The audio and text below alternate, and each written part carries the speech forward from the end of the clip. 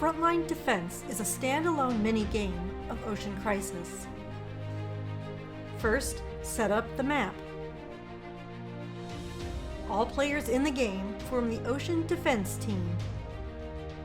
Team members can be used for cleaning up garbage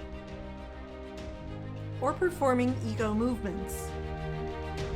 Each round, the river will flow toward the ocean, bringing along garbage to the devastating Garbage Island. Frontline Defense inherits the spirit of Ocean Crisis. With cooperative teamwork, players can once again defend the ocean. To challenge younger children, we also developed an easier and faster way to play the game.